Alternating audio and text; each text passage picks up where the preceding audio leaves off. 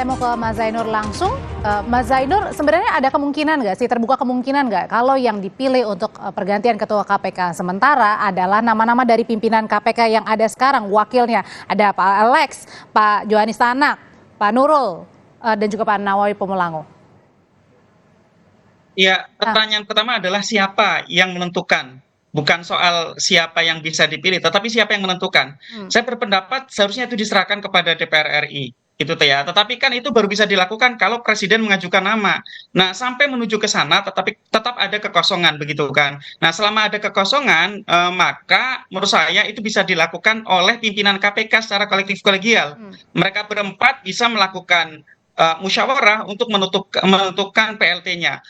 Saya telah meneliti peraturan perundang-undangan ya, mulai dari Undang-Undang 30, Undang-Undang 19 maupun Undang-Undang 10 2015. Tidak ada satupun kewenangan presiden untuk menentukan ketua KPK ya, kecuali ketua KPK itu jumlahnya kurang dari 3. Nah, itu baru ada kewenangan presiden untuk mengisi PLT gitu ya. Jadi menurut saya sekarang sampai ada status terdakwa kepada Firly Bahuri itu diserahkan kepada pimpinan 4 orang itu untuk bermusyawarah secara kolektif kolegial menentukan PLT. Kalau sudah terdakwa maka presiden kirim ke DPR, DPR yang pilih satu nama pengganti Firly Bahuri sekaligus menetapkan ketua definitif. Tapi Mas Zainur, dari 4 nama itu kira-kira ada nggak sih yang kemudian minim konflik atau bahkan bisa dibilang tidak ada masalah sehingga kemudian muncul untuk menggantikan Pak Firly? Menurut saya yang sekarang ada di dalam KPK itu tidak akan menyelesaikan masalah rendahnya tingkat kepercayaan publik kepada KPK. Artinya tidak ada?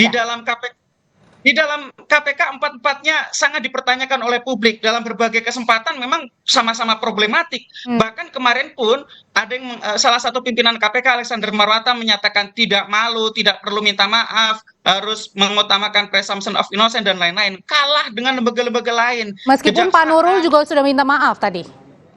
Itu beda orang begitu ya. Oke. Kalau lembaga lain ada satu fusionarisnya itu tertangkap tangan oleh KPK, itu langsung konver, meminta maaf kepada rakyat karena menciderai kepercayaan publik, bersedia untuk kooperatif, menyerahkan sepenuhnya proses penegakan hukum. Bahkan partai politik saja bisa seperti itu, sedangkan KPK sebagai lembaga pemberantas korupsi, salah satu pimpinannya mengatakan tidak malu. Ini menurut saya sangat memalukan.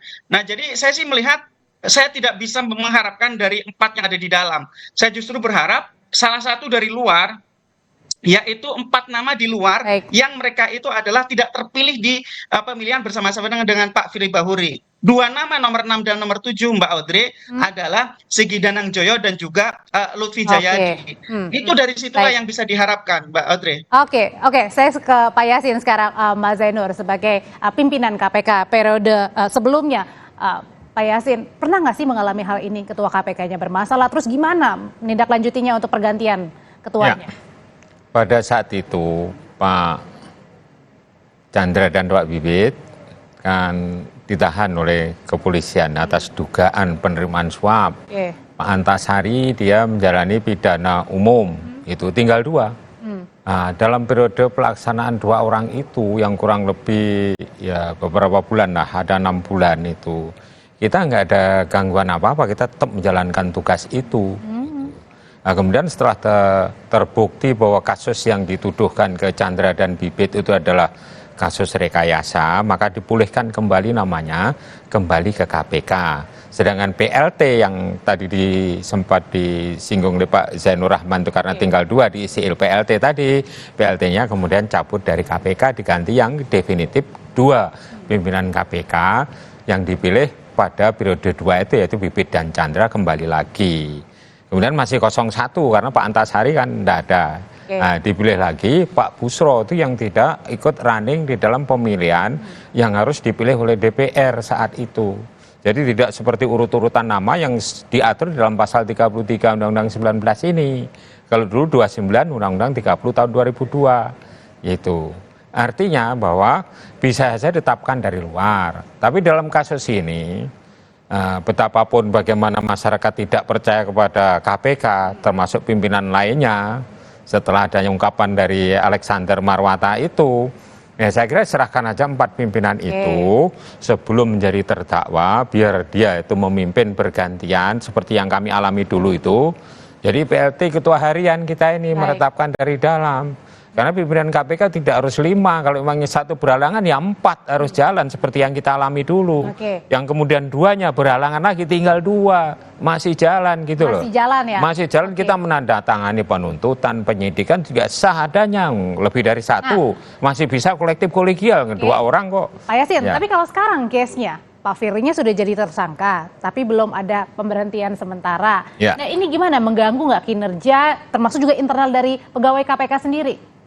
Ya, kalau pegawai KPK, penyidik dan penuntut umum dalam kaitannya dengan masalah penindakan, ya itu saya kira tidak terganggu, berjalan sebagaimana biasa. Pimpinan KPK itu misalnya kurang dari 1, itu pun juga tidak masalah sebenarnya kalau untuk melaksanakan tugas.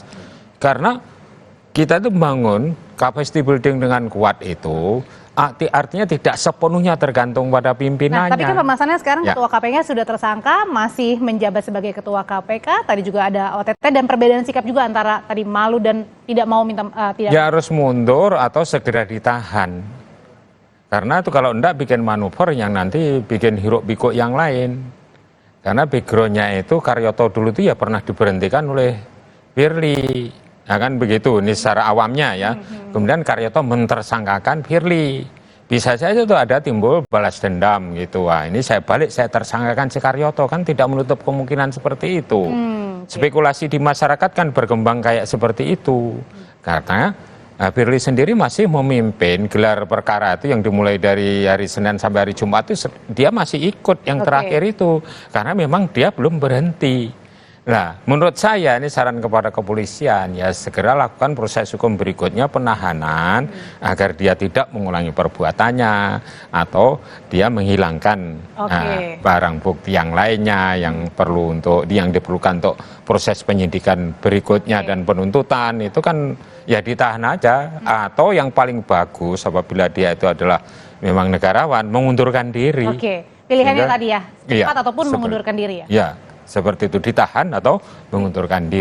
Kalau dari Mas Zainul sendiri, pandangannya Mas, sudah jadi tersangka ketua KPK-nya, tapi tadi juga masih ada pelakuan OTT KPK, gimana di dalam internal juga KPK?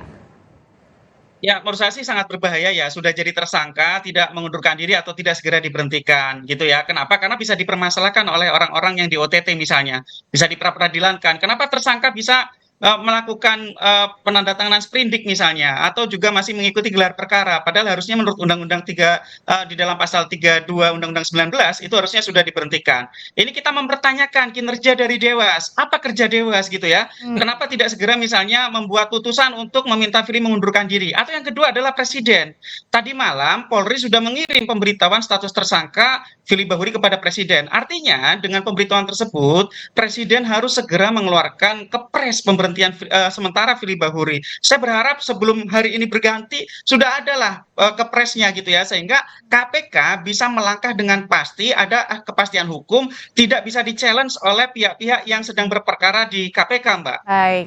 Terima kasih Mas Zainul Rohman untuk pandangannya, terima kasih juga Pak Yasin untuk pandangannya, sehat selalu Mas Zainul dan juga Pak Yasin. Ya, terima kasih kembali. Terima kasih.